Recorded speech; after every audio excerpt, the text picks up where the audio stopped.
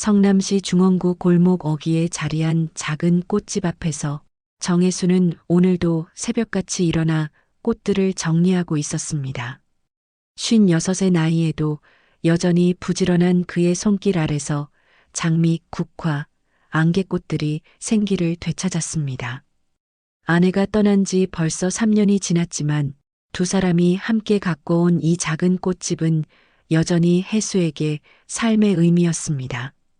매일 아침 꽃들과 인사를 나누는 것이 그의 하루를 시작하는 소중한 의식이었습니다. 오전 10시쯤 단골 손님들이 하나둘씩 찾아왔습니다. 결혼기념일 꽃다발을 주문하는 중년 부부, 어머니 생신 선물로 화분을 사가는 직장인, 그리고 매주 교회 예배용 꽃을 가져가는 권사님까지.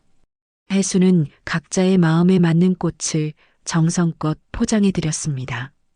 꽃을 받는 사람들의 밝은 표정을 볼 때마다 혜수는 자신이 작은 행복을 전달하는 일을 하고 있다는 뿌듯함을 느꼈습니다. 점심시간이 지나고 가게가 한적해지자 혜수는 카운터에 앉아 차를 마시며 창밖을 바라보았습니다. 봄이 깊어가는 거리에는 벚꽃이 흐드러지게 피어 있었습니다. 이런 날이면 아내가 생각났습니다. 아내는 봄꽃을 참 좋아했는데 특히 벚꽃이 필 때면 꼭 함께 산책을 나가자고 했었습니다. 이제는 혼자 봄을 맞이해야 하지만 그래도 꽃들이 있어서 외롭지는 않았습니다. 오후 3시쯤 휴대폰이 울렸습니다. 화면에 뜬 이름은 도윤이었습니다. 서울에서 방송국 조연출로 일하는 외아들의 목소리가 들려왔습니다. 아버지, 안녕하세요. 바쁘시죠? 혜수는 반가운 마음에 대답했습니다. 아니다, 지금 한가하다. 무슨 일이야? 평소보다 목소리가 조금 다른 것 같았습니다. 뭔가 중요한 이야기를 하려는 듯한 기운이 느껴졌습니다. 도윤은 잠시 망설이다가 말했습니다. 아버지, 말씀드릴 게 있는데요. 결혼을 전제로 교제하고 있는 분이 있어요. 혜수는 손에 들고 있던 찻잔을 살짝 기울일 뻔했습니다. 갑작스러운 소식에 당황스러웠습니다. 정말이냐? 그런 중요한 얘기를 지금까지 안 했냐? 도윤의 목소리에는 미안함이 섞여 있었습니다. 신중하게 생각하고 싶었어요. 확실해진 다음에 말씀드리려고 했거든요. 혜수는 마음을 진정시키며 물었습니다. 그래서 어떤 사람이냐? 이름이 뭐고 뭘 하는 사람이고. 하지만 도윤의 대답은 시원하지 않았습니다. 곧 직접 인사시켜 드릴게요. 그때 자세히 말씀드리겠습니다. 혜수는 뭔가 이상하다는 생각이 들었습니다. 평소 솔직했던 아들이 이렇게 말을 아끼는 것이 어색했습니다. 사진도 보여줄 수 있지 않냐? 이름이라도 알려달라. 도윤은 다시 한번 망설이며 대답했습니다. 아직은 조금 더 기다려주세요. 준비가 되면 꼭 제대로 인사시켜 드릴게요. 그런데 한 가지만 부탁드릴게요. 혹시라도 직접 찾아가시거나 그러지는 마세요. 정말 중요한 부탁이에요. 황혼일세 와주셔서 감사합니다. 구독과 좋아요는 제작에 큰 힘이 됩니다. 그럼 이야기 시작하겠습니다. 도윤의 목소리에는 간절함이 담겨 있었습니다. 혜수는 더욱 의심스러워졌습니다. 왜 직접 찾아가면 안 되는 거냐? 뭔가 숨기는 게 있는 거 아니냐? 아니에요. 그런 게 아니라 그냥 제가 직접 소개해드리고 싶어서요. 먼저 아버지께 말씀드린 것도 그분 모르게 한 거거든요. 도윤의 설명은 더욱 이상했습니다. 연인 몰래 부모에게 말한다는 것도 그렇고 직접 찾아가지 말라는 당부도 그랬습니다. 혜수는 더 이상 묻지 않았지만 마음속으로는 의문이 더욱 커졌습니다. 분명히 뭔가 문제가 있는 것 같았습니다. 통화를 마친 후 혜수는 한동안 휴대폰을 바라보며 생각에 잠겼습니다. 왜 이렇게 감추려 하는 걸까요? 혹시 나이 차이가 많이 나는 건 아닐까? 아니면 집안 환경이 복잡한 건 아닐까? 여러 가지 생각이 들었습니다. 특히 직접 찾아가지 말라는 당부가 계속 마음에 걸렸습니다. 평범한 연애라면 그럴 이유가 없을 텐데 말입니다. 그날 저녁 혜수는 아내의 사진 앞에서 차를 마시며 중얼거렸습니다. 여보, 우리 도윤이가 결혼할 사람을 만났대. 그런데 왜 이렇게 숨기려 하는지 모르겠어. 직접 찾아가지도 말라고 하고 뭔가 걱정스러운 일이 있는 건 아닐까. 아내의 사진은 여전히 따뜻한 미소를 짓고 있었지만 대답은 들려오지 않았습니다. 혜수는 깊은 한숨을 내쉬었습니다. 밤늦게까지 잠이 오지 않았습니다. 도윤의 말이 계속 머릿속을 맴돌았습니다. 결혼을 전제로 교제한다는 것은 진지한 관계라는 뜻이었습니다. 그렇다면 왜 부모에게 소개하는 것을 주저하는 걸까요? 더욱이 직접 찾아가지 말라고 할 정도로 민감한 사안이라니.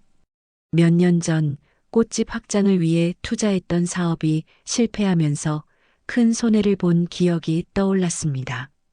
그때 믿고 맡겼던 사람이 돈을 가지고 사라져버린 일 때문에 혜수는 사람을 쉽게 믿지 못하게 되었습니다. 다음 날 아침 혜수는 평소보다 일찍 꽃집을 열었습니다.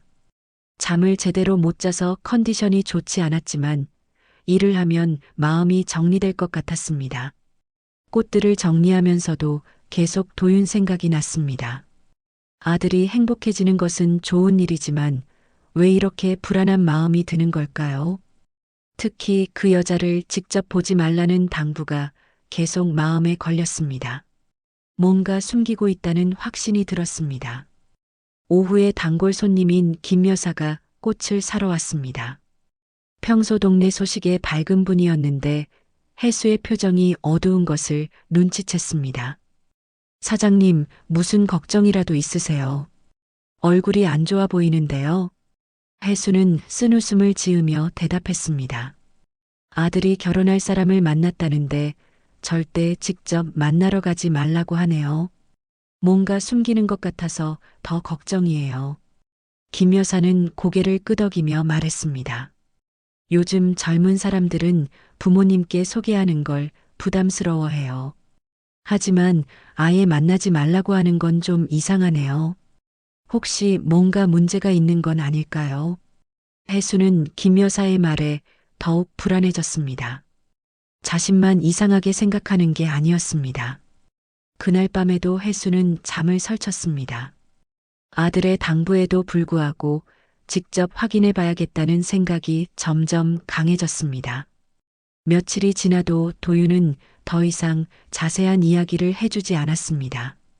혜수가 몇 번 전화를 걸어 물어봐도 도윤은 바쁘다는 핑계로 대화를 피했습니다. 그럴수록 혜수의 의심은 더욱 깊어져 갔습니다. 뭔가 숨기고 있다는 느낌이 들었습니다. 평소 솔직했던 아들이 이렇게 말을 아끼는 것이 이상했습니다. 특히 직접 찾아가지 말라는 당부가 계속 마음에 걸렸습니다. 금지할수록 더 궁금해지는 것이 사람 마음이었습니다. 그러던 어느 날 저녁 도윤이 성남에 내려왔습니다. 아버지, 잠깐 들렀다가 갈게요. 급한 일이 있어서요. 도윤은 서둘러 화장실에 갔고 거실 소파에 가방을 놓고 갔습니다. 혜수는 잠시 망설이다가 가방 주변을 살펴보았습니다. 평소라면 절대 하지 않을 일이었지만 아들에 대한 걱정이 앞섰습니다. 뭔가 단서를 찾을 수 있을지도 모른다는 생각이 들었습니다. 가방 옆에 떨어진 영수증 하나가 눈에 띄었습니다. 설인의 손맛 반찬가게라는 이름이 적혀 있었고 김치찌개, 제육볶음, 계란말이 등이 주문 내역에 나와 있었습니다. 금액은 그리 크지 않았지만 최근 몇 번 주문한 흔적이 보였습니다.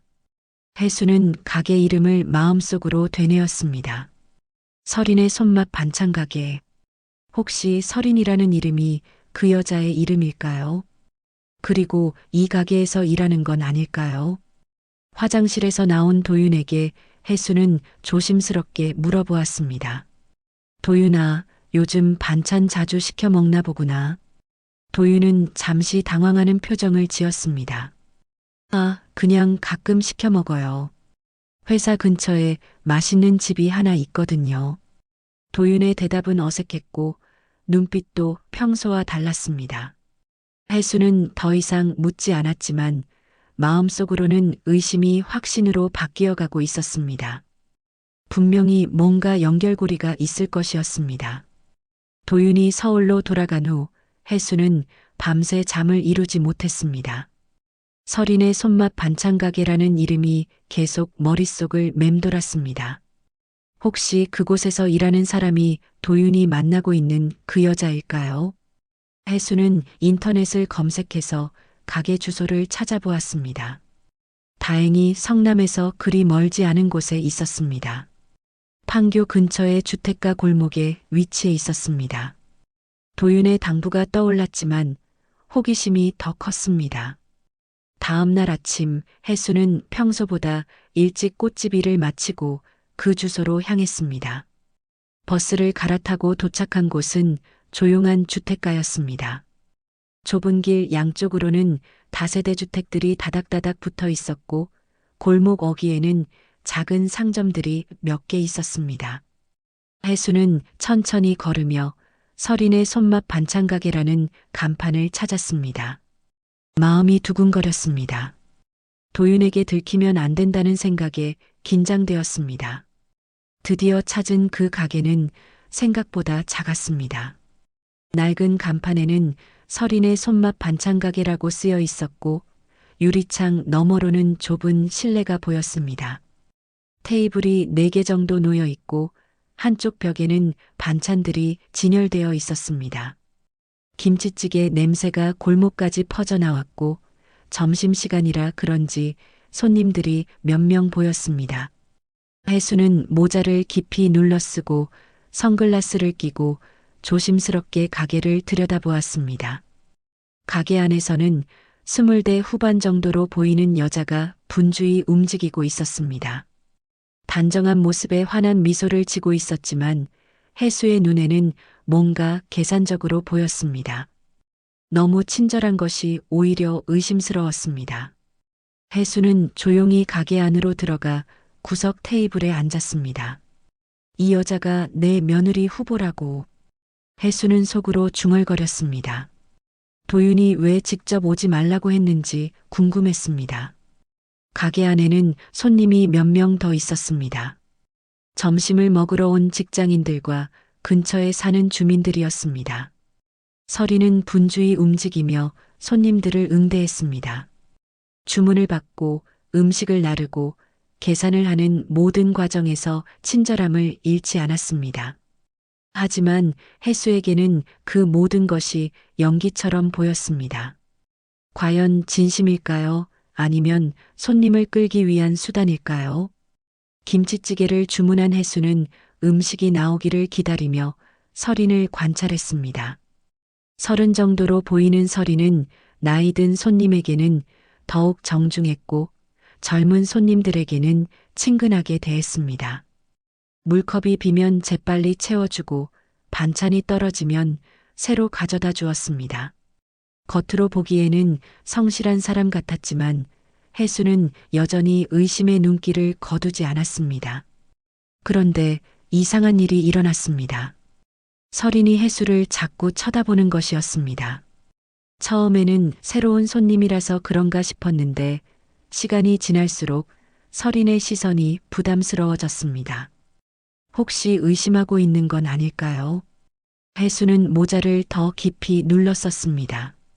김치찌개가 나왔을 때 설인이 직접 가져다 주며 말했습니다. 처음 오시는 것 같은데 어떻게 저희 가게를 알게 되셨어요? 혜수는 당황했습니다. 예상치 못한 질문이었습니다. 아, 그냥 지나가다가 냄새가 좋아서요. 혜수의 대답은 어색했습니다. 설이는 미소를 지었지만 눈빛이 조금 이상했습니다. 그렇구나. 맛있게 드세요.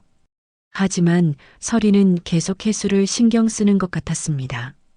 다른 일을 하면서도 자꾸 이쪽을 보는 것이 느껴졌습니다. 혜수는 불안해지기 시작했습니다. 혹시 들킨 건 아닐까요? 아니면 설인이 원래 경계심이 많은 사람일까요? 김치찌개를 먹으면서도 계속 설인의 시선을 의식했습니다. 생각보다 맛있었지만 편안하게 먹을 수가 없었습니다. 혜수의 관심은 음식이 아니라 설인의 행동에 쏠려 있었습니다. 과연 이 여자가 도윤을 진심으로 좋아하는 걸까요? 아니면 다른 목적이 있는 걸까요? 식사를 마치고 계산을 하면서 혜수는 설인과 잠깐 눈이 마주쳤습니다. 설인은 여전히 미소를 지으며 감사합니다. 또 오세요. 라고 말했습니다. 하지만 그 미소 뒤에 뭔가 다른 감정이 숨어 있는 것 같았습니다. 의심인지 호기심인지 아니면 경계심인지 알 수 없었습니다. 혜수는 고개만 끄덕이고 서둘러 가게를 나왔습니다. 골목을 걸으며 혜수는 복잡한 심정이었습니다. 겉으로 보기에는 나쁘지 않은 사람 같았지만 뭔가 석연치 않은 구석이 있었습니다. 특히 자신을 의심하는 듯한 시선이 신경 쓰였습니다. 혹시 도윤이 자신에 대해 미리 말해준 건 아닐까요? 그래서 직접 오지 말라고 했던 건 아닐까요? 혜수의 마음속에는 의심과 걱정이 더욱 깊어져 갔습니다. 내일도 다시 가봐야겠다고 생각했지만 이번에는 더 조심해야 할 것 같았습니다. 다음 날 혜수는 전날의 일을 곰곰 생각해 보았습니다. 설인이 자신을 의심하는 듯한 시선이 계속 마음에 걸렸습니다. 혹시 정체를 눈치챈 건 아닐까요? 그렇다면 도윤에게 말할 수도 있었습니다. 혜수는 불안했지만 동시에 더 알고 싶은 호기심도 컸습니다. 이번에는 좀 더 조심스럽게 접근해야 했습니다. 직접 가게에 들어가는 것보다는 멀리서 관찰하는 것이 안전할 것 같았습니다. 오전 수업을 마친 후 혜수는 어제와는 다른 방법을 생각해냈습니다. 꽃배달을 핑계로 그 동네를 돌아다니는 것이었습니다. 작은 꽃다발 몇 개를 준비해서 근처 상점들에 팔면서 자연스럽게 설인의 반찬 가게 주변을 맴돌 계획이었습니다. 이렇게 하면 여러 번 가게 앞을 지나다닐 수 있을 것이고 설인도 의심하지 않을 것이었습니다. 하지만 계획과 달리 일이 꼬이기 시작했습니다. 혜수가 반찬 가게 앞을 지나갈 때 설인이 마침 가게 밖으로 나오는 것이었습니다. 혜수는 급히 고개를 돌렸지만 이미 늦었습니다. 설인과 눈이 마주쳤고 설인의 표정이 순간 굳어졌습니다.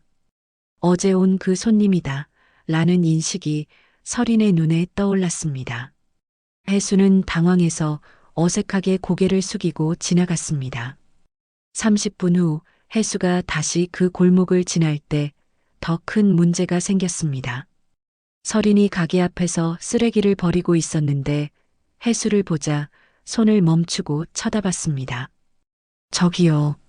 설인의 목소리가 들렸습니다. 혜수는 심장이 쿵 떨어졌습니다. 들켰나? 하지만 돌아서지 않을 수 없었습니다. 네. 혹시 이 동네에 일이 있으세요? 아까도 봤는데. 설인의 물음에 혜수는 식은땀을 흘렸습니다. 아, 꽃배달 때문에 자주 오게 되네요. 설인은 고개를 끄덕였지만 눈빛은 여전히 의심스러워 보였습니다. 오후에 혜수는 반찬 가게 건너편 카페에 자리를 잡고 설인을 지켜보기로 했습니다. 창가 자리에 앉아서 커피를 마시며 자연스럽게 관찰할 수 있을 것 같았습니다.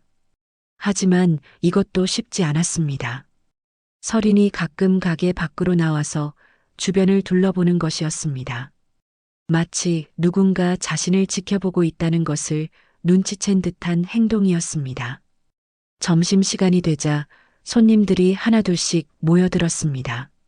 혜수는 설인이 손님들을 대하는 모습을 유심히 지켜보았습니다. 어제와 마찬가지로 모든 손님에게 친절했고 서비스도 좋았습니다. 하지만 중간중간 창밖을 내다보는 모습이 보였습니다. 분명히 경계하고 있었습니다. 혜수는 더욱 조심스러워졌습니다. 그때 예상치 못한 일이 일어났습니다.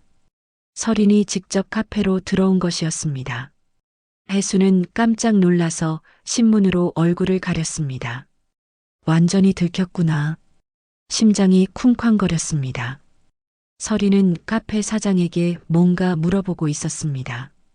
혹시 창가에 앉아서 저희 가게 쪽을 계속 보고 계시는 분 있으세요? 혜수는 신문 뒤에서 식은땀을 흘렸습니다. 카페 사장이 대답했습니다. 글쎄요, 특별히 눈에 띄는 분은. 서린이 다시 물었습니다. 나이 드신 분으로 모자 쓰고 계신. 혜수는 숨을 참았습니다. 다행히 서린은 금방 카페를 나갔지만 혜수는 더 이상 그 자리에 있을 수 없었습니다. 들킬 위험이 너무 컸습니다. 혜수는 서둘러 자리를 떠났습니다. 하지만 호기심은 사라지지 않았습니다. 다른 방법을 찾아야 했습니다. 좀 더 멀리서 좀 더 자연스럽게 관찰할 수 있는 방법 말입니다. 저녁 무렵 혜수는 다시 그 동네를 찾았습니다. 이번에는 꽃가게 트럭을 이용해서 좀 더 자연스럽게 위장하기로 했습니다. 근처에 트럭을 세우고 꽃을 정리하는 척하면서 반찬 가게를 관찰하는 것이었습니다. 하지만 이것도 오래 지속되지 못했습니다. 서린이 가게에서 나와서 트럭 쪽을 자꾸 쳐다보는 것이었습니다. 급기야 서린이 트럭 쪽으로 걸어오기 시작했습니다. 혜수는 당황해서 급히 트럭에 올라탔습니다. 이건 정말 위험하다. 머릿속이 하얘졌습니다. 서린이 가까이 오기 전에 서둘러 그 자리를 떠났습니다. 백미러로 보니 서린이 트럭이 사라지는 방향을 한참 바라보고 있었습니다. 얼굴에는 확신에 찬 의심이 떠올라 있었습니다. 완전히 들켰어. 혜수는 절망적인 기분이었습니다. 집으로 돌아가는 길 혜수는 오늘의 실패를 반성했습니다. 너무 성급했던 것 같았습니다. 서린이 이미 자신을 의심하고 있는 상황에서 계속 나타나는 것은 위험했습니다. 혹시 도윤에게 말하면 어떻게 될까요? 아들과의 관계도 나빠질 수 있었습니다. 하지만 포기할 수는 없었습니다. 다른 방법을 찾아야 했습니다. 그날 밤 혜수는 새로운 계획을 세웠습니다. 직접 관찰하는 것보다는 동네 사람들에게 정보를 얻는 것이 나을 것 같았습니다. 꽃 배달을 하면서 자연스럽게 서린에 대해 물어보는 것이었습니다. 이렇게 하면 들킬 위험도 적고 더 많은 정보를 얻을 수 있을 것이었습니다. 혜수는 내일부터 이 계획을 실행하기로 했습니다. 하지만 마음 한편으로는 불안했습니다.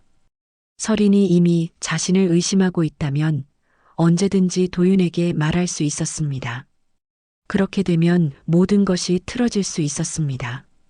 혜수는 더욱 조심스럽게 행동해야 한다는 것을 깨달았습니다. 하지만 아들의 장례가 걸린 일이라 포기할 수는 없었습니다. 내일은 좀 더 영리하게 접근해 봐야겠다고 다짐했습니다. 서린에게 들킬 뻔한 어제의 일로 혜수는 한층 더 신중해졌습니다. 직접 관찰하는 것은 너무 위험했습니다. 다른 방법이 필요했습니다. 혜수는 꽃 배달을 핑계로 그 동네 상인들과 자연스럽게 대화하며 서린에 대한 정보를 수집하기로 했습니다. 하지만 마음 한편으로는 불안했습니다. 혹시 서린이 어제 일을 도윤에게 말했을까요?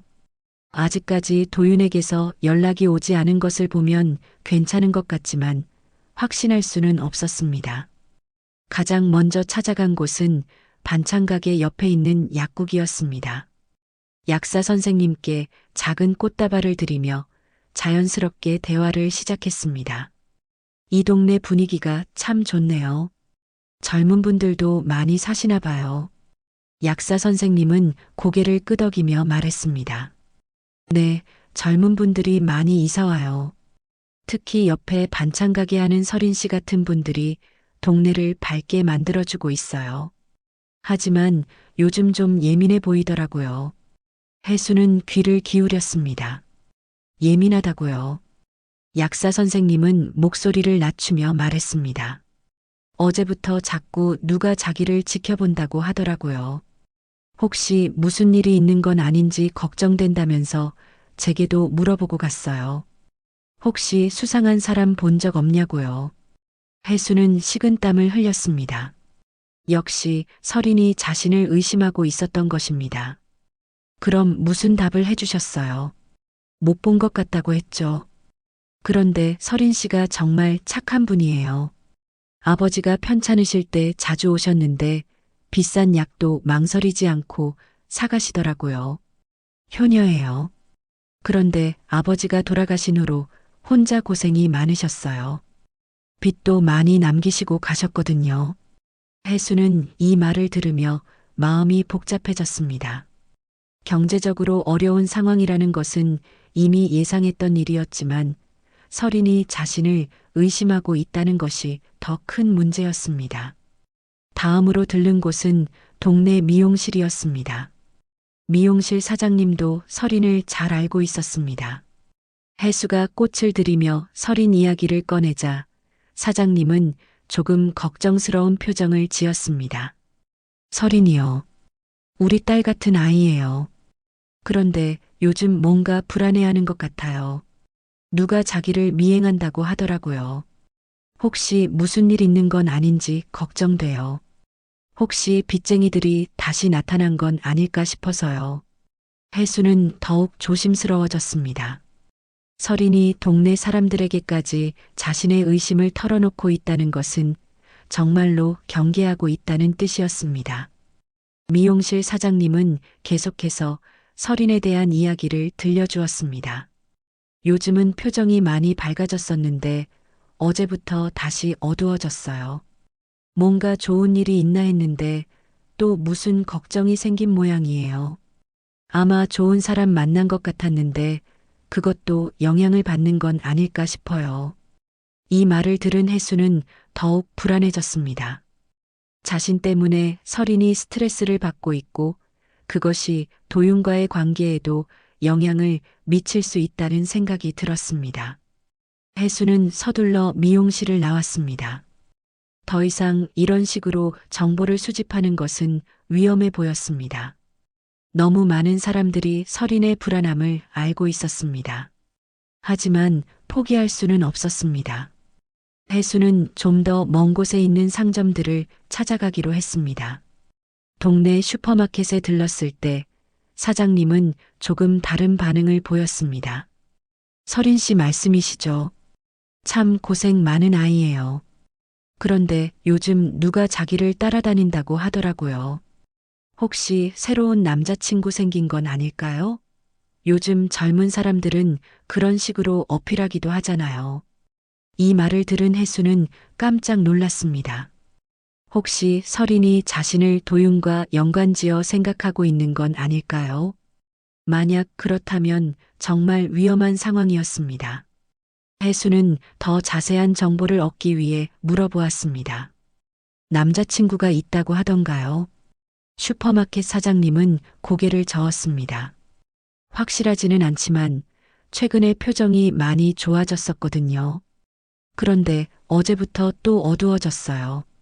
아마 그 미행하는 사람 때문인 것 같은데 혹시 연인이 질투해서 그런 건 아닐까 하는 생각도 들어요. 혜수는 점점 상황이 심각해지고 있다는 것을 깨달았습니다. 설인이 자신을 의심하는 것은 분명했고 그것이 도윤과의 관계에 영향을 미칠 수 있었습니다. 만약 설인이 도윤에게 이 사실을 말한다면 모든 것이 들통날 수 있었습니다. 그렇게 되면 아들과의 관계도 나빠질 것이고 며느리감에 대한 정보도 더 이상 얻을 수 없을 것이었습니다. 마지막으로 들른 곳은 동네 분식집이었습니다. 사장 아주머니는 설인에 대해 조금 다른 관점을 제시했습니다. 설인이가 요즘 누가 자기를 지켜본다고 하는데 혹시 무슨 좋지 않은 일에 휘말린 건 아닐까 걱정돼요. 워낙 착한 아이라서 누가 이용하려고 하는 건 아닌지 말이에요. 아버지 빚 때문에 고생했는데 또 무슨 일이 생기면 어떡해요. 혜수는 이 말을 들으며 자신이 저질러 놓은 일의 심각성을 깨달았습니다. 서린은 단순히 의심만 하는 것이 아니라 정말로 불안해하고 있었습니다. 동네 사람들도 모두 걱정하고 있었고, 이런 상황이 계속되면 서린의 일상생활에도 지장을 줄 수 있었습니다. 무엇보다 도윤과의 관계에 악영향을 미칠 가능성이 컸습니다. 집으로 돌아가는 길, 혜수는 휴대폰이 울릴까봐 전전긍긍했습니다. 혹시 도윤에게서 화난 목소리로 전화가 올까봐 말입니다. 아버지, 서린이한테 무슨 짓을 하신 거예요? 그 같은 말을 들을까봐 두려웠습니다. 다행히 그런 전화는 오지 않았지만 언제까지 이런 상황이 지속될지 알 수 없었습니다. 혜수는 깊은 고민에 빠졌습니다. 계속 이런 식으로 지켜보는 것은 모든 사람에게 해가 되는 일이었습니다.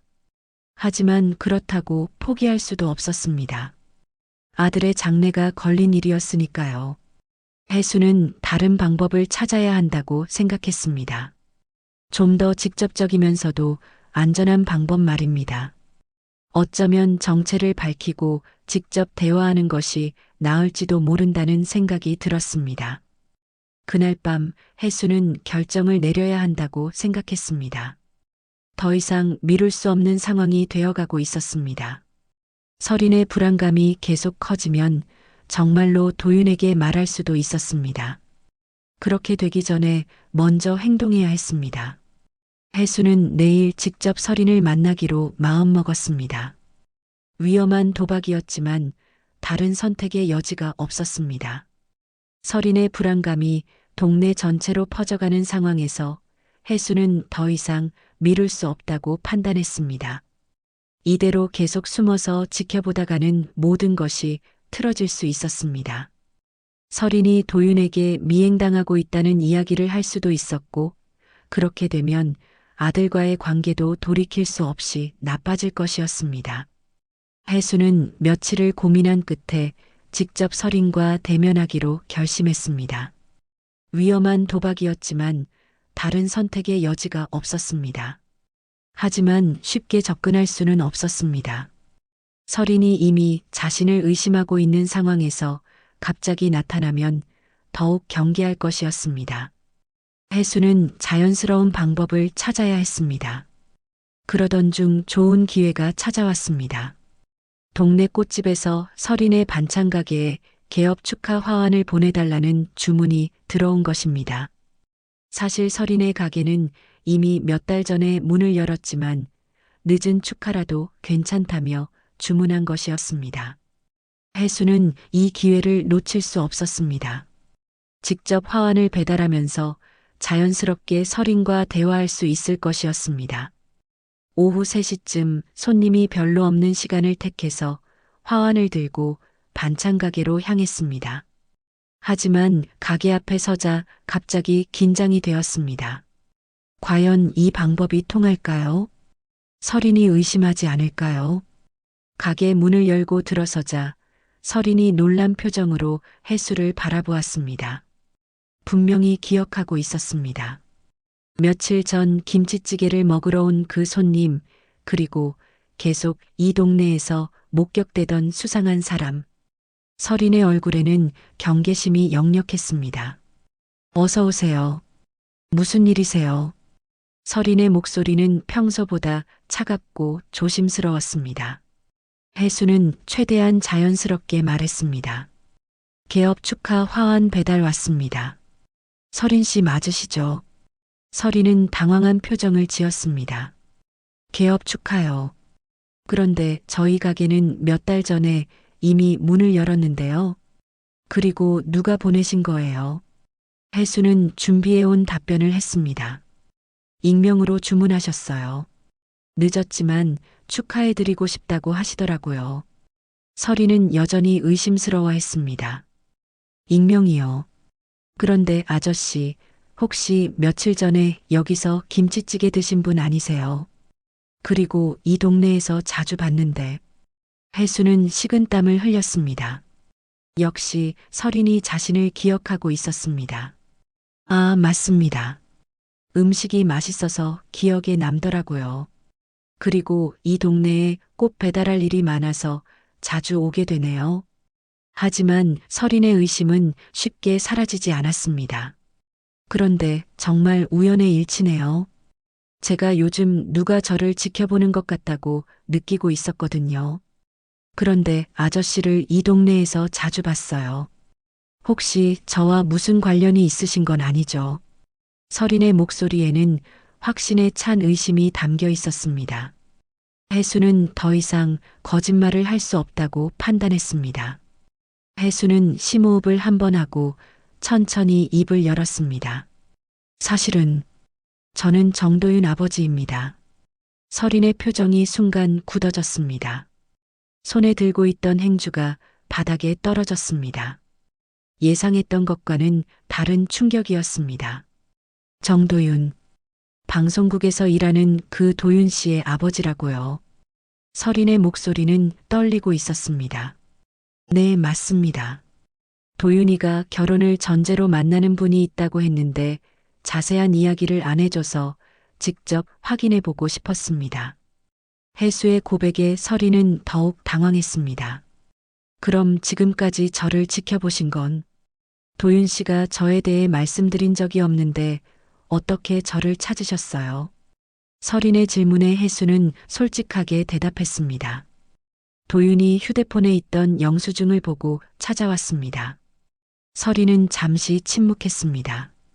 그리고 천천히 고개를 들어 해수를 바라보았습니다. 눈가에 눈물이 살짝 맺혀 있었습니다. 도윤 씨가 아직 부모님께 저에 대해 말씀드리지 않으셨군요. 저는 이미 말씀드린 줄 알았는데 해수는 이 말에 놀랐습니다. 도윤이 설인에게 거짓말을 한 것일까요? 아니면 설인이 거짓말을 하는 것일까요? 설인은 눈물을 닦으며 계속 말했습니다. 도윤 씨가 아버님께 저에 대해 말씀드렸다고 하셨거든요. 그래서 곧 인사드리게 될 거라고. 그런데 아버님이 직접 저를 찾아오신 걸 보니 아직 제대로 말씀드리지 않으신 것 같네요. 해수는 아들이 양쪽에 다른 말을 했다는 것을 깨달았습니다. 도윤이 왜 그랬을까요? 해수는 직설적으로 물어보기로 했습니다. 도윤이를 정말 좋아하는 건가요? 아니면 다른 이유가 있는 건가요? 설인은 잠시 침묵했습니다. 그리고 천천히 고개를 들어 해수를 바라보았습니다. 정말 좋아해요. 도윤 씨는 제게 정말 소중한 분이에요. 하지만 제 상황을 아시게 되면 반대하실 줄 알았어요. 그래서 도윤 씨도 말씀드리기를 망설이신 것 같아요. 설인의 말에는 간절함이 담겨 있었습니다. 해수는 좀 더 확인하고 싶었습니다. 어떤 상황인가요? 설인은 고개를 숙이며 말했습니다. 아버지가 돌아가시면서 많은 빚을 남기셨어요. 저는 지금 그 빚을 갚으며 살고 있어요. 경제적으로 어려운 상황이죠. 도윤 씨가 안정적인 직업을 가지고 계신다는 걸 알고 접근한 게 아니냐고 생각하실 수 있을 것 같아서요. 해수는 설인의 눈을 바라보며 거짓말을 하고 있는지 판단하려 했습니다. 하지만 설인의 눈에서는 거짓이 보이지 않았습니다. 오히려 도윤에 대한 진심 어린 마음과 자신의 상황에 대한 솔직함이 느껴졌습니다. 그럼에도 해수는 마지막으로 한 가지 더 확인하고 싶었습니다. 그렇다면 앞으로 어떻게 할 생각인가요? 설인은 잠시 생각하더니 조심스럽게 대답했습니다. 저는 도윤 씨를 정말 사랑해요. 하지만 아버님이 반대하신다면 저는 물러서겠어요. 도윤 씨를 힘들게 하고 싶지 않거든요. 그리고 억지로 가족이 되어서 불편하게 해드리고 싶지도 않고요. 이 말을 들은 해수는 더욱 당황했습니다. 자신이 반대하면 포기하겠다는 설인의 말이 오히려 진심처럼 들렸기 때문입니다. 해수는 더 이상 할 말이 없었습니다. 설인의 눈물을 보며 자신이 너무 성급하게 판단했나 하는 생각이 들었습니다. 하지만 동시에 아직도 완전히 확신하지는 못했습니다. 해수는 자리에서 일어나며 말했습니다. 좀 더 생각해 보겠습니다. 성급하게 판단하지는 않을 테니까요. 그리고 이 일은 도윤이에게 말하지 마세요. 서리는 고개를 숙이며 대답했습니다. 네, 말씀드리지 않겠어요. 하지만 아버님, 제가 도윤 씨를 정말 사랑한다는 것만은 믿어주세요. 혜수는 가게를 나서면서 복잡한 심정이었습니다. 서린이 나쁜 사람은 아닌 것 같았지만 여전히 마음 한구석에서는 불안함이 사라지지 않았습니다. 과연 진심일까? 아니면 잘 계산된 연기일까? 혜수는 확신을 갖지 못한 채 집으로 돌아갔습니다. 서린과의 대화 후 며칠이 지났지만 혜수의 마음은 여전히 정리되지 않았습니다. 서린의 눈물과 진심 어린 말들이 계속 머릿속을 맴돌았습니다. 하지만 과거에 사람을 잘못 믿었던 경험이 자꾸 떠올라서 여전히 완전히 믿기는 어려웠습니다. 무엇보다 걱정되는 것은 서린이 도윤에게 이 사실을 말할 수도 있다는 것이었습니다. 비밀로 하겠다고 했지만 연인 사이에서 그런 약속이 얼마나 지켜질지 의문이었습니다. 사흘째 되는 날 혜수는 의외의 방문객을 맞게 되었습니다. 꽃집 문을 열고 들어온 사람은 서린이었습니다. 혜수는 놀라며 서린을 바라보았습니다. 혹시 도윤에게 모든 것을 말하고 따지러 온 건 아닐까요? 서린은 조심스럽게 인사했습니다. 안녕하세요, 아버님. 갑자기 찾아와서 죄송해요. 혜수는 긴장한 채로 대답했습니다. 무슨 일로 오셨나요? 혹시 도윤이에게 말씀하신 건가요? 서린은 고개를 저었습니다. 아니에요.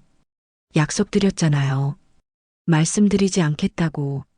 그냥 아버님께 드리고 싶은 게 있어서 왔어요. 서린은 작은 봉투를 꺼내며 말했습니다. 제가 직접 만든 건데 받아주실 수 있을까요? 도윤 씨가 말씀하시길 아버님이 꽃을 정말 좋아하신다고 해서요. 혜수는 의외의 반응에 당황했습니다.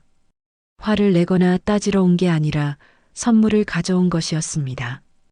봉투 안에는 작은 아파가 들어 있었습니다.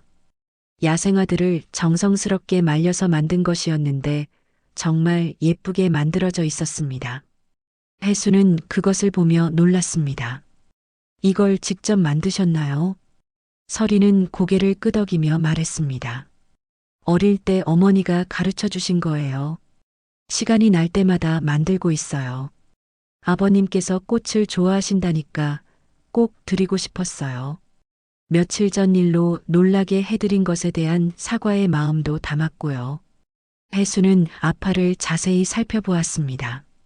정말 정성스럽게 만들어진 것이었습니다.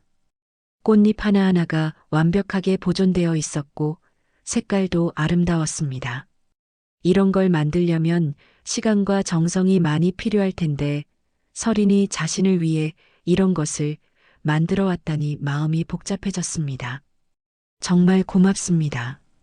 아름답네요. 하지만 이런 걸 왜 저에게? 혜수가 말을 잇지 못하자 서린이 조심스럽게 말을 이어갔습니다. 사실 지난번 일 이후로 많이 생각해 봤어요. 아버님이 저를 의심하시는 마음을 이해해요. 갑자기 나타난 여자가 아들과 결혼하겠다고 하면 당연히 걱정되실 거예요. 특히 제 상황이 이런 상황이니까요. 서린의 목소리에는 진심이 담겨 있었습니다. 혜수는 서린의 말을 들으며 자신이 너무 성급했나 하는 생각이 들었습니다. 그런데 한 가지만은 확실히 말씀드리고 싶어요. 저는 정말로 도윤 씨를 사랑해요. 처음에는 제가 힘들 때 위로해 주셨기 때문에 고마운 마음이었어요.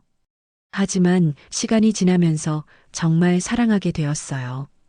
도윤 씨의 따뜻한 마음, 다른 사람을 배려하는 모습, 그리고 저를 있는 그대로 받아주시는 마음까지요. 서린의 말에는 도윤에 대한 진심 어린 애정이 느껴졌습니다. 혜수는 서린의 진심을 느끼면서도 여전히 의심을 완전히 거둘 수는 없었습니다. 그때 서린이 또 다른 이야기를 꺼냈습니다. 사실 어제 도윤 씨가 저에게 프로포즈를 했어요. 하지만 저는 거절했어요. 혜수는 깜짝 놀랐습니다. 프로포즈를 거절했다고요? 왜요? 서리는 눈물을 글썽이며 대답했습니다. 아버님이 저를 인정해 주시지 않는 상황에서는 결혼할 수 없다고 생각해서요. 이 말을 들은 혜수는 크게 놀랐습니다. 안정적인 남자와의 결혼을 위해 접근했다면 프로포즈를 거절할 이유가 없었습니다. 오히려 기회가 온 것이니 당장 승낙했을 것입니다.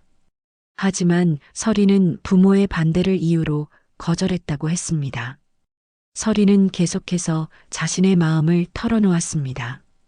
도윤 씨는 화를 내셨어요. 왜 아버지 때문에 우리 행복을 포기하느냐고. 하지만 저는 마음을 바꾸지 않았어요. 저는 도윤 씨의 가족이 되고 싶어요. 진짜 가족이요. 억지로 들어가서 불편하게 해드리고 싶지 않아요. 아버님께서 진심으로 받아들여 주실 때까지 기다리고 싶어요. 서린의 말에 혜수는 깊이 감동했습니다. 이런 마음을 가진 사람이 과연 계산적일까요? 혜수는 점점 서린에 대한 생각이 바뀌어가는 것을 느꼈습니다. 서린은 또 다른 이야기도 들려주었습니다. 저도 아버지를 일찍 잃어서 아버지가 그리워요. 도윤 씨 아버님을 뵈면서 제가 그리워했던 아버지의 모습을 봤어요. 따뜻하시면서도 자식을 걱정하시는 마음이요. 그래서 더욱 아버님께 인정받고 싶었어요. 제가 진심이라는 걸 보여드리고 싶었고요. 서린의 말에는 아버지에 대한 그리움과 혜수에 대한 애정이 함께 담겨 있었습니다. 혜수는 서린이 건네준 아파를 다시 한번 바라보았습니다. 이 작은 꽃다발에 서린의 마음이 고스란히 담겨 있는 것 같았습니다. 자신을 인정받기 위한 간절함, 도윤에 대한 사랑, 그리고 가족이 되고 싶다는 소망까지. 혜수는 자신이 너무 의심만 했던 것은 아닌지 돌아보게 되었습니다. 이런 섬세하고 정성스러운 작업을 하는 사람이 과연 계산적일까요? 그런데 서린이 마지막으로 한 말이 혜수의 마음을 완전히 움직였습니다. 아버님, 저는 기다릴 수 있어요. 아버님이 저를 받아들여 주실 때까지 얼마든지 기다릴 수 있어요. 도윤 씨가 아무리 재촉해도 제 마음은 변하지 않을 거예요. 진짜 가족이 되고 싶거든요. 이 말을 들은 혜수는 서린의 진심을 확신하게 되었습니다. 이런 말을 하는 사람이 어떻게 거짓일 수 있을까요? 서린이 돌아간 후 혜수는 혼자서 아파를 오랫동안 바라보았습니다. 정말 아름답게 만들어진 꽃이었습니다. 이 작은 선물 하나에도 서린의 마음이 가득 담겨 있는 것 같았습니다. 혜수는 자신의 편견과 의심이 얼마나 어리석었는지 깨달았습니다. 서린은 정말로 도윤을 사랑하고 진짜 가족이 되고 싶어 하는 사람이었습니다. 그날 저녁 혜수는 서린이 준 아파를 책상 위에 소중히 놓고 오랫동안 바라보았습니다. 이제 결정을 내릴 때가 되었다고 생각했습니다. 더 이상 의심하고 있을 이유가 없었습니다. 서린은 도윤에게 어울리는 좋은 사람이었고 자신도 그런 며느리를 두면 행복할 것 같았습니다. 혜수는 내일 서린을 다시 만나서 진심으로 사과하고 가족으로 받아들이겠다고 말하기로 했습니다. 서린의 진심을 확인한 후 혜수의 마음은 완전히 바뀌었습니다. 하지만 어떻게 접근해야 할지 고민이 되었습니다. 며칠 전까지만 해도 의심하던 사람이 갑자기 태도를 바꾸면 서린이 당황할 수 있었습니다. 혜수는 자연스럽게 마음을 표현할 방법을 찾고 있었습니다. 그러던 중 좋은 기회가 찾아왔습니다. 서린이 준 아파에서 영감을 받아 자신도 직접 만든 꽃다발을 선물하기로 한 것입니다. 다음 날 아침 혜수는 평소보다 더 일찍 꽃집을 열었습니다. 서린을 위한 특별한 꽃다발을 만들기 위해서였습니다. 어떤 꽃들을 선택할지 신중하게 생각했습니다. 결국 혜수는 하얀 장미와 안개꽃, 그리고 작은 야생화들을 선택했습니다. 순수한 마음과 새로운 시작을 의미하는 꽃들이었습니다. 정성스럽게 꽃다발을 만들면서 혜수는 설인에게 어떤 말을 해야 할지 생각했습니다. 오후에 혜수는 꽃다발을 들고 설인의 반찬 가게로 향했습니다. 가는 길에 도윤에게 전화를 걸었습니다. 아들의 목소리가 들리자 혜수는 떨리는 마음으로 입을 열었습니다. 도윤아, 아버지가 틀렸다. 설인 씨, 정말 좋은 사람이구나. 전화기 너머로 도윤의 놀라는 소리가 들렸습니다. 아버지, 정말이요. 어떻게 알게 되셨어요? 혜수는 솔직하게 대답했습니다. 직접 만나봤다. 정말 좋은 아이더라. 도윤의 목소리에는 안도감과 기쁨이 동시에 묻어났습니다. 아버지, 정말 감사해요. 설인이가 얼마나 기뻐할지 몰라요. 혜수는 미안한 마음으로 말했습니다. 내가 직접 찾아가지 말라고 했는데 못 참고 찾아갔다. 미안해. 하지만 설인 씨가 정말 좋은 사람이라는 걸 알게 되어서 다행이야. 도윤은 웃으며 대답했습니다. 이제 마음 놓고 결혼 준비를 할 수 있을 것 같아요. 분식집에 도착했을 때 설이는 평소와 같이 바쁘게 일하고 있었습니다. 혜수를 보자 잠시 놀라는 표정을 지었지만 곧 밝은 미소로 인사했습니다. 어서 오세요, 아버님. 혜수는 꽃다발을 내밀며 말했습니다. 설인 씨, 이건 제가 직접 만든 겁니다. 어제 주신 아파에 대한 답례예요. 설이는 꽃다발을 받아들며 감동한 표정을 지었습니다. 정말 아름다워요. 직접 만드셨다고요. 혜수는 따뜻한 미소를 지으며 대답했습니다. 그대가 우리 집에 피워준 봄꽃입니다. 설인 씨가 와주셔서 우리 집에 다시 봄이 왔어요. 도윤이도 행복해졌고 저도 외롭지 않게 되었어요. 이제 이 집에는 항상 꽃이 피어 있을 것 같아요. 설이는 꽃다발을 가슴에 안으며 눈물을 흘렸습니다. 아버님, 정말 받아주시는 거예요. 저를 가족으로 인정해 주시는 거예요. 혜수는 설인의 손을 잡으며 말했습니다. 내가 처음에 너무 의심했어. 미안했다. 하지만 이제는 확신해. 설인 씨 같은 며느리를 만난 것이 우리 가족의 행운이야. 앞으로 잘 부탁합니다. 설이는 깊이 고개를 숙이며 인사했습니다. 저야말로 잘 부탁드려요, 아버님. 정말 좋은 가족을 만나게 해주셔서 감사해요. 그날 저녁 도윤이 급히 부산으로 내려왔습니다. 아버지를 만나자마자 깊이 인사했습니다. 아버지, 설인이를 받아주셔서 정말 고맙습니다. 혜수는 아들의 어깨를 두드리며 말했습니다. 고마워할 건 내가 해야지. 좋은 사람을 만났구나.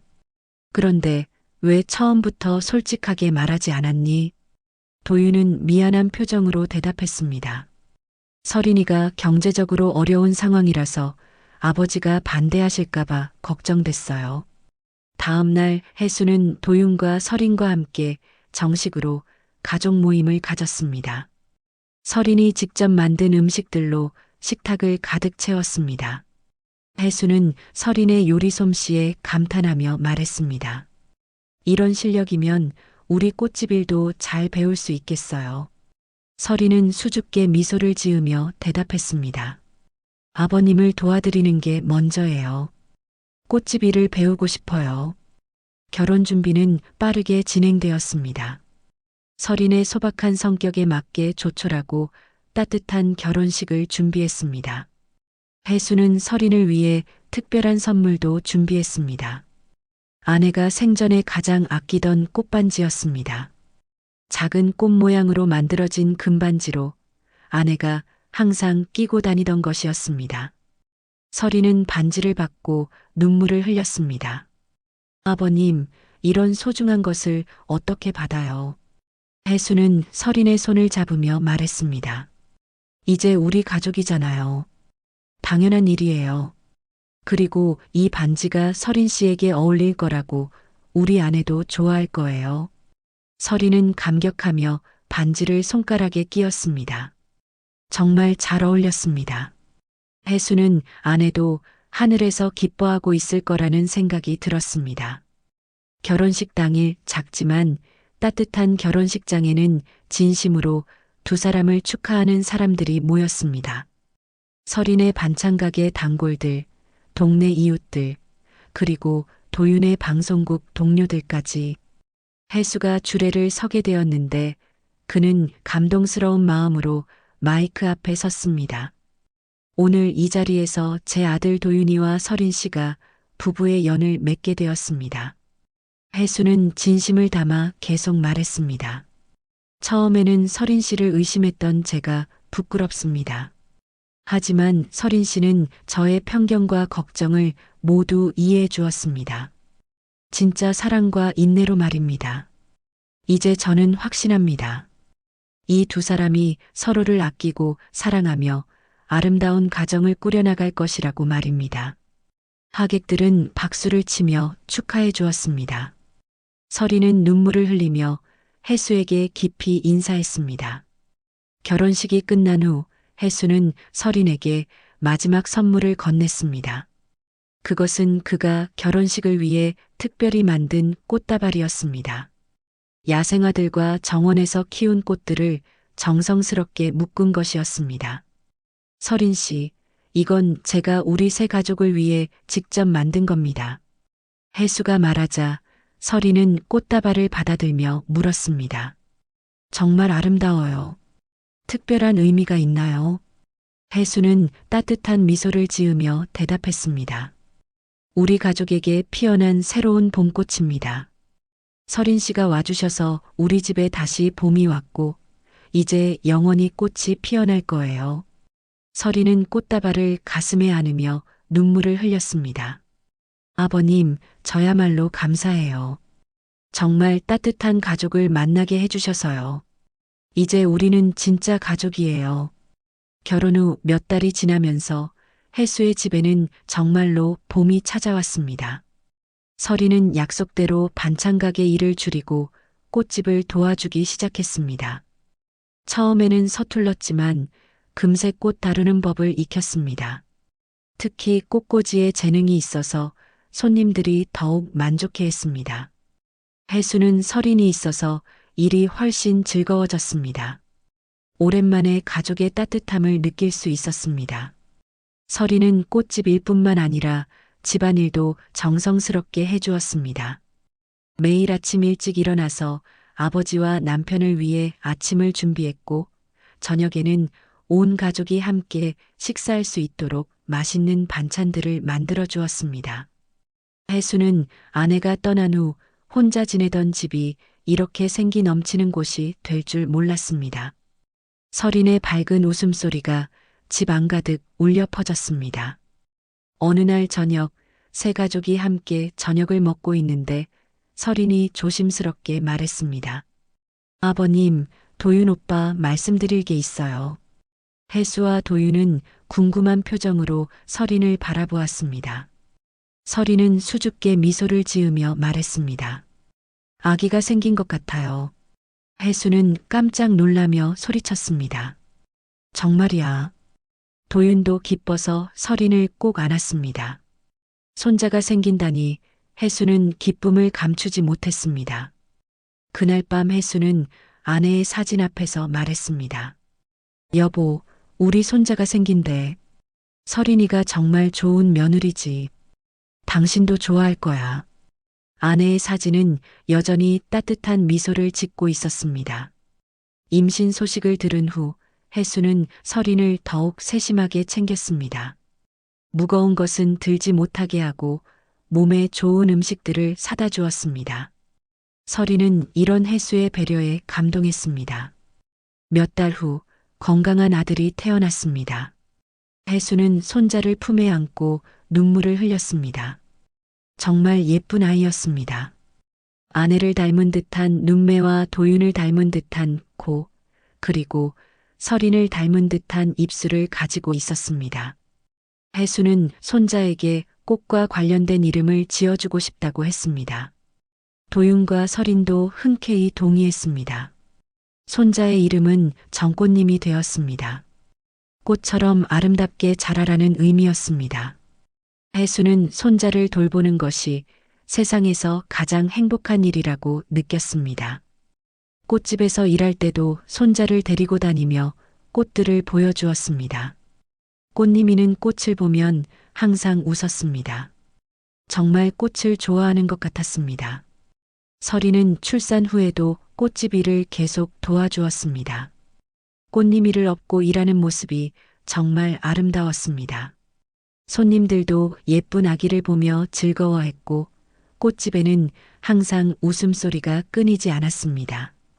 어느 봄날 해수는 꽃님이를 안고 꽃집 앞에서 벚꽃을 보고 있었습니다. 벚꽃이 바람에 흩날리는 모습이 정말 아름다웠습니다. 꽃님이도 떨어지는 꽃잎들을 신기하게 바라보고 있었습니다. 그때 설인이 다가와서 말했습니다. 아버님, 정말 아름다운 봄이네요. 해수는 고개를 끄덕이며 대답했습니다. 그래, 정말 아름다운 봄이야. 설인이가 우리 집에 와준 덕분에 매일이 봄 같아졌구나. 해수는 설인과 꽃님이를 바라보며 생각했습니다. 처음에는 의심했었는데 정말 어리석었어. 설인이는 우리 가족에게 꽃 같은 행복을 가져다 준 천사 같은 사람이야. 꽃님이도 꽃처럼 예쁘게 자라고 있고 해수는 행복한 미소를 지었습니다.